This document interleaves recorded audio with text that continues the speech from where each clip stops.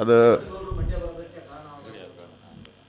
ಪ್ರೀತಮ್ ಗೌಡರು ನಮ್ಮ ಕಾರ್ಯಕರ್ತ. ಪ್ರೀತಮ್ ಗೌಡ ನಮ್ಮ ಕಾರ್ಯಕರ್ತ. ಅದನ್ನೇನಿದ್ರು 4 ಗೋಡೆ ಮಧ್ಯೆ ನಾವು ತೀರ್ಮಾನವನ್ನು ಮಾಡ್ತೀರಿ. ಇಲ್ಲಿ ಇನ್ನೊಂದು ಪ್ರಶ್ನೆ ಇವರು ರೈಸ್ ಮಾಡಿದ್ರು, ಏನು ಕೋರ್ಟ್ಗೆ ಹೋಗಬೇಕು ಅಂತ. ಕೋರ್ಟಲ್ಲಿ ಯಾವಾಗೂ ಅವ್ರಿಗೆ ವೆಪನ್ ಸಿಗಬಾರ್ದು ಆಡಳಿತ ಪಕ್ಷಕ್ಕೆ. ಇದು ಪೊಲಿಟಿಕಲಾಗಿ ರೈವಲ್ರಿ ಇವರು ಅದಕ್ಕೋಸ್ಕರ ಮಾಡ್ತಾ ಇದ್ದಾರೆ.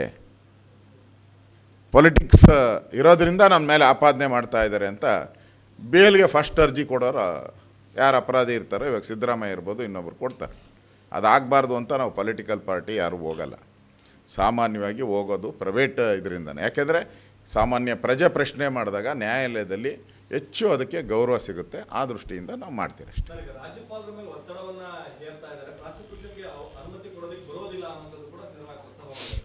ಅವರು ಲಾಯರು.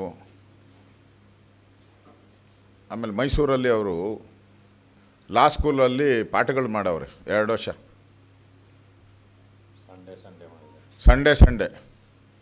ಸಂಡೇ ಎಲ್ಲ ಮಾಡಿದಾರಂತೆ. ಅದಕ್ಕೋಸ್ಕರ ನಾನು ಅವ್ರಿಗೆ, ನಮಗೇನು ಗೊತ್ತಿಲ್ಲ, ನಾನು ಅವ್ರಿಗೆ ಒಂದೇ ಒಂದು ಸಣ್ಣ ಪ್ರಶ್ನೆ.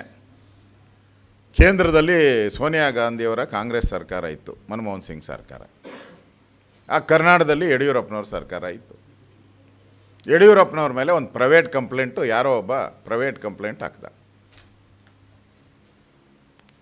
ಆವಾಗ ಗವರ್ನರ್ ಇದ್ದಂಥವರು ಹಂಸರಾಜ್ ಭಾರದ್ವಾಜ್ ಅವರು, ಈಗ ಅವರಿಲ್ಲ, ಬದುಕಿಲ್ಲ.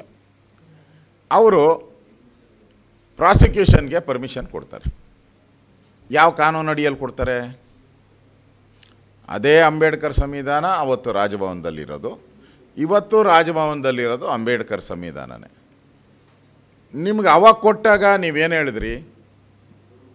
ವೆಲ್ಕಮ್ ಮಾಡಿದ್ರಿ, ವೆರಿ ಗುಡ್ ಅಂದ್ರಿ. ಈಗ ವೆರಿ ಬ್ಯಾಡ್ ಅಂತೀರ. ಡಬಲ್ ಸ್ಟ್ಯಾಂಡರ್ಡ್ ಬೇಡ ಸಿದ್ದರಾಮಯ್ಯನವರೇ. ಕಾನೂನು ಪ್ರಕಾರ ಏನಿದೆಯೋ, ಒಬ್ಬ ನಾಗರಿಕ ಸ್ವಜನ ಪಕ್ಷಪಾತ ಮಾಡಿದ್ದೀರಾ ಅಂತ ಅವ್ರು ಕಂಪ್ಲೇಂಟ್ ಕೊಟ್ಟಿದ್ದಾರೆ. ಸರ್ಕಾರದ ಇಷ್ಟೊಂದು ಆಸ್ತಿ ಬಡವ್ರಿಗೆ ಸೇರಬೇಕಾಗಿತ್ತು, ಲೂಟಿ ಆಗಿದೆ ಅಂತ ಕೊಟ್ಟಿದ್ದಾರೆ. ನಿಮ್ಮ ಹತ್ರ ದಾಖಲೆಗಳೆಲ್ಲ ಇದೆಯಲ್ಲ, ನೀವು ಹೇಳೋ ಪ್ರಕಾರ ದಾಖಲೆಗಳು ಬೇಕಾದಷ್ಟು ದಾಖಲೆ ಎಲ್ಲ ಇದೆ. ಕೊಟ್ಟರೆ ಕೊಡಲಿ ಬಿಡಿ, ಏನಾಗ್ತೈತೆ? ತನಿಖೆ ಆದಮೇಲೆ ನೀವು ಸತ್ಯ ಇದ್ದರೆ ಸತ್ಯ ಬರ್ತೈತೆ, ಇಲ್ಲ ಅಂದರೆ ಅಪರಾಧಿ ಆಗ್ತೀರಾ ಅಷ್ಟೇ. ಇದರಲ್ಲಿ ಏನು ಮುಚ್ಚಿಡೋದೇನೈತೆ? ಕೊಡಲಿ ಬಿಡಿ. ಕರೆಕ್ಟಾಗಿದ್ದರೆ ಯಾರು ಕ್ವಶನ್ ಮಾಡೋಕ್ಕಾಗ್ತೈತೆ? ನಮ್ಮ ದೇಶದ ಕೋರ್ಟ್ಗಳು ಆ ಥರದ್ದೇನು ಇಲ್ಲಲ್ಲ. ಕೋರ್ಟ್ಗಳು ನ್ಯಾಯಯುತವಾಗಿ ತೀರ್ಮಾನ ತೆಗೆದುಕೊಳ್ತದೆ. ಅದಕ್ಕೆ ಭಯ ಬೀಳೋ ಅವಶ್ಯಕತೆ ಏನಿಲ್ಲ.